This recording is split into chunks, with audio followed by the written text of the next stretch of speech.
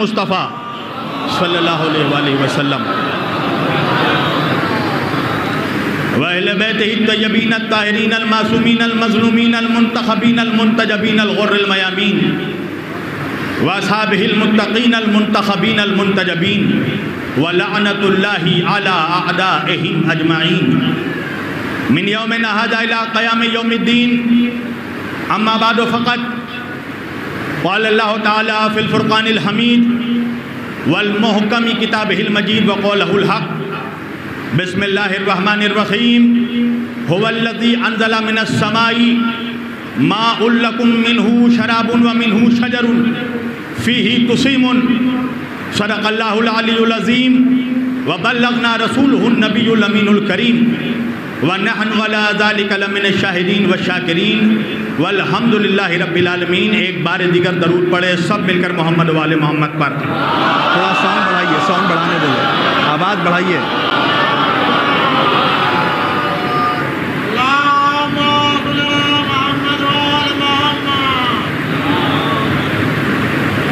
اللہ کی رضا،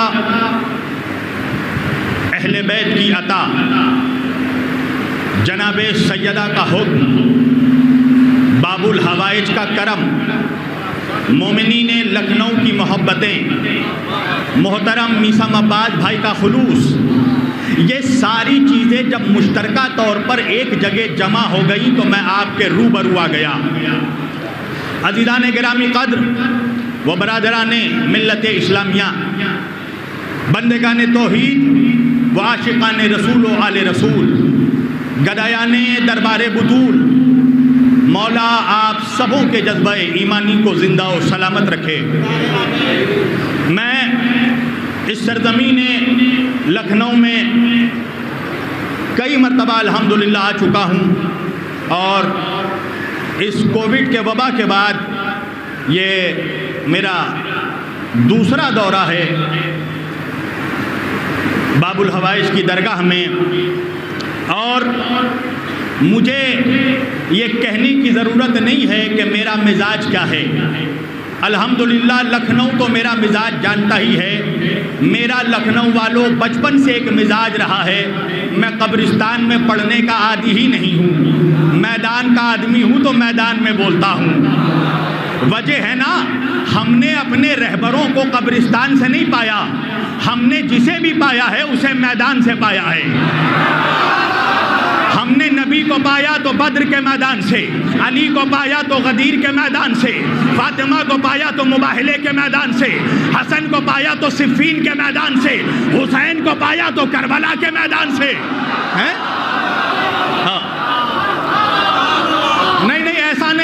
ایسا نہیں، رم جھم برسات میں پڑھنے کا عادی ہی نہیں ہے شبیر علی وارسی۔ علی کا نعرہ موصلہ دھار ہونا چاہیے، جس کے کلیجے میں جتنی طاقت ہے وہ دونوں ہاتھ بلند کر کے نعرہ حیدری۔ پتہ چلے نا لوگوں کو کہ لکھنؤ میں کہیں مختار بیٹھے ہیں۔ ہاں، میرا بھی بچپن سے مزاج ہے، میں تقریر ہمیشہ کربلائیوں کے بیچ کرتا ہوں، ہرملائیوں کے بیچ نہیں کرتا۔ ارشاد فرما رہا ہے بسم اللہ الرحمن الرحیم هو الذی انزل من السماء ماء لکم منہ شراب ومنہ شجر فیہ تسیمون۔ پھر اللہ آگے بڑھ کے کہہ رہا ہے ینبت لکم بہ الزرع والزیتون والنخیل والعناب ومن کل الثمرات ان فی ذلک لآیات لقوم یتفکرون۔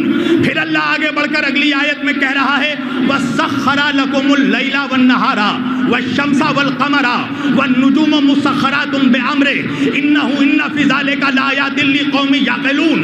اللہ فرما رہا ہے هو الذی انزل من السماء، دیکھو ہم ہی وہ ہیں جس نے آسمانوں سے تمہارے لیے پانی برسایا، اور تم وہی پانی پیتے ہو، اور پھر ہم اسی پانی سے درخت اگاتے ہیں، پیڑ پودے اگاتے ہیں، اور پھر تم انہی پودوں کے ذریعہ، انہی درختوں کے ذریعہ اپنے مویشیوں کو چراتے ہو، اپنے جانوروں کو چراتے ہو۔ پھر اللہ آگے بڑھ کے کہہ رہا ہے وَيُنبِتُ لَكُم بِهِ الزَّرْعَ وَالزَّيْتُونَ والنخیل والعناب، اور اللہ نے پھر اسی کے ذریعہ کھیتی پیدا کیا اور انگور پیدا کیا اور کھجور پیدا کیا اور زیتون پیدا کیا، اور پھر اللہ آگے بڑھ کے کہہ رہا ہے ان فی ذالک لآیات لقوم یتفکرون، اور بے شک اس میں غور و فکر کرنے والوں کے لیے نشانیاں ہیں۔ اور پھر اللہ آگے بڑھ کے کہہ رہا ہے وَسَخَّرَ لَكُمُ اللَّيْلَ وَالنَّهَارَ، اور دیکھو ہم نے رات اور دن کو تمہارے لیے مسخر کر دیا، وَالشَّمْسَ وَالْقَمَرَ، اور ہم نے سورج کو اور چاند کو تمہارے لیے مسخر کر دیا، وَالنُّجُومُ مُسَخَّرَاتٌ بِأَمْرِهِ، اور تمام ستارے جو ہیں وہ بھی اسی کے حکم کے پابند ہیں۔ ان فی ذالک لآیات لقوم یعقلون، اور بے شک اس میں غور و فکر کرنے والوں کے لیے، عقل مندوں کے لیے نشانیاں ہیں۔ تو پوری توجہ لکھنؤ والوں، اللہ قرآن میں فرما رہا ہے سورہ نحل میں کہ دیکھو ہم نے پانی برسایا تمہارے لیے، ہم نے پیڑ پودے بنائے تمہارے لیے، ہم نے کھیتی بنایا تمہارے لیے، ہم نے جانوروں کو پیدا کیا تمہارے لیے، ہم نے ستاروں کو چمکایا تمہارے لیے، ہم نے سورج کو روشن کیا تمہارے لیے، ہم نے چاند کو چاندنی دی تمہارے لیے، ہم نے آسمانوں کا شامیانہ بچھایا تمہارے لیے، ہم نے زمینوں کا بچھونا بچھایا تمہارے لیے، ہم نے جانوروں میں دودھ پیدا کیا تمہارے لیے۔ تو بھائی تم بھی تو سوچو، چاند تمہارے لیے، ستارے تمہارے لیے، زمین تمہارے لیے، آسمان تمہارے لیے، تو بھائی جب سب کچھ تمہارے لیے تو تم بھی تو سوچو تم کس کے لیے ہو۔ اللہ اکبر، اللہ اکبر۔ کبھی تم بھی تو فیصلہ کرو، اللہ کی کن کن نعمتوں کو جھٹلاؤ گے؟ فَبِأَيِّ آلَاءِ رَبِّكُمَا تُكَذِّبَانِ، اور تم اللہ کی کن کن نعمتوں کو جھٹلاؤ گے؟ چل رہے ہو اللہ کی نعمت، دیکھ رہے ہو اللہ کی نعمت، سن رہے ہو اللہ کی نعمت، محسوس کر رہے ہو اللہ کی نعمت، کھا رہے ہو اللہ کی نعمت، پی رہے ہو اللہ کی نعمت، ایک ایک سانس اللہ کی نعمت ہے۔ بھائی تم جو سانس لے رہے ہو یہ تمہارے زندگی کا وسیلہ ہے نا، سانس لیتے ہو جسم کے اندر اور پھر وہی سانس جسم کے باہر پھینکتے ہو، تو بھائی اگر جسم کے اندر سانس نہ آئے تو موت، اور اندر جا کر باہر نہ آئے تو موت۔ تو بات کیا پتا چلی؟ کہا تم اپنی آدھے سانس میں بھی بے نیاز نہیں ہو جتنا اختیار اللہ نے۔ عقل کے علاوہ 5 بنیادی حصے ہیں انسان میں، آنکھ سے دیکھو، کان سے سنو، زبان سے چکھو، ہاتھ سے چھوؤ، ناک سے سونگھو۔ اب ایک جملہ عرض کروں لکھنؤ والوں، آنکھیں نہیں دیکھتی، ان آنکھوں کے پس منظر میں جو عقل ہے وہ دیکھتی ہے۔ اللہ جانے میں لکھنؤ میں پڑھ رہا ہوں یا کہیں اور پڑھ رہا ہوں، بھائی آنکھیں نہیں دیکھتی، آنکھوں کے پس منظر میں جو عقل ہے وہ دیکھتی ہے۔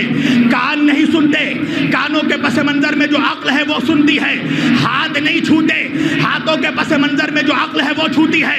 تو بھائی آنکھوں کو ہٹا دو پھر تمہاری عقل دیکھ لے تو میں جانوں، کانوں کے بغیر تمہاری عقل سن لے تو میں جانوں، ہاتھ کو ہٹا دو تمہاری عقل چھو لے تو میں جانوں، ناک ہٹا دو تمہاری عقل سن لے تو میں جانوں۔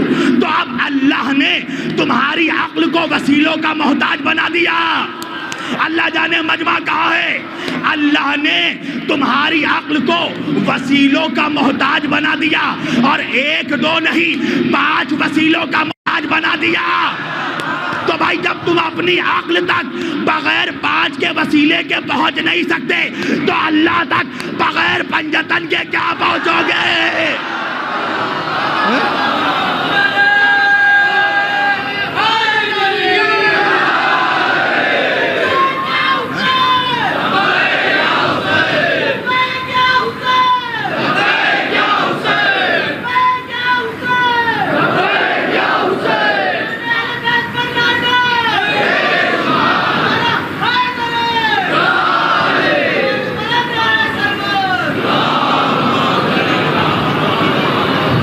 اپنی عقل تک بغیر وسیلوں کے پہنچ نہیں سکتے، اللہ تک بغیر پنجتن کے پہنچو گے؟ تو بھائی اللہ کہہ رہا ہے نا سوچو، غور و فکر کرو۔ تم قرآن میں تدبر کیوں نہیں کرتے؟ تم غور و فکر کیوں نہیں کرتے؟ اچھا ایک بات مجھے بتاؤ، اللہ نے انسانوں سے کہا سوچو، اللہ نے حیوانوں سے کیوں نہیں کہا سوچو؟ بھئی آپ بھی کچھ سوچ رہے ہیں، نہیں تو میری طرف مخاطب رہیے. سوال ہے نا لکھنؤ والوں، اللہ نے انسانوں سے کہا تم سوچو، تو بھائی جانور بھی تو اسی کے مخلوق ہیں، وہ بھی تو آنکھ کان ہاتھ پیر رکھتے ہیں، تو ان کو کیوں نہیں کہا کہ تم بھی سوچو؟ تو کچھ تو امتیازی فرق ہوگا انسانوں میں اور حیوانوں میں، جو اللہ نے انسانوں سے کہا حیوانوں سے نہیں کہا. کا وجہ کیا ہے؟ وجہ یہ ہے کہ حیوان اپنی خواہشات کی تکمیل کے لیے جیتا ہے اور انسان اپنے کمالات کی تکمیل کے لیے جیتا ہے.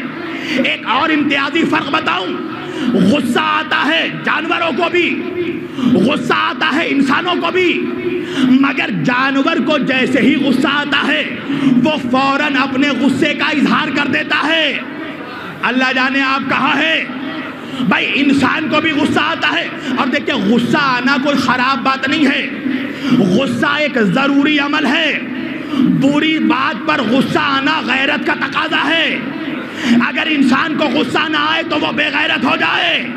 توجہ، تو غصہ حیوان کو بھی آتا ہے، غصہ انسان کو بھی آتا ہے، مگر حیوان فوراً اپنے غصے کا اظہار کر دیتا ہے. پتا کیا چلا کہ حیوان کے اندر غصہ تو ہے مگر غصے کو کنٹرول کرنے کا پاور نہیں ہے، مگر اللہ نے انسان کو غصے کے ساتھ کنٹرول کرنے کا پاور بھی دیا. توجہ، تو آپ کو ایک آئیڈیل تو چاہیے کہ جو ہمیں یہ بتائے کہ غصے کو کنٹرول کیسے کیا جاتا ہے. تو اگر غصے کو کنٹرول کرنا سیکھنا ہے تو علی سے سیکھو. نہیں پہنچا میرا مجمع؟ ارے عمرو ابن عبدود کے سینے پر میرا مولا چڑھ گیا، اور جب عمرو نے گستاخی کی تو اتر کے ٹہلنے لگا. یہ علی ٹہل کیوں رہے ہیں؟ علی ٹہل نہیں رہے ہیں، زمانے کو بتا رہے ہیں غصے کو کنٹرول کیسے کیا جاتا ہے. ایک صلوات پڑھے محمد و آل محمد پر.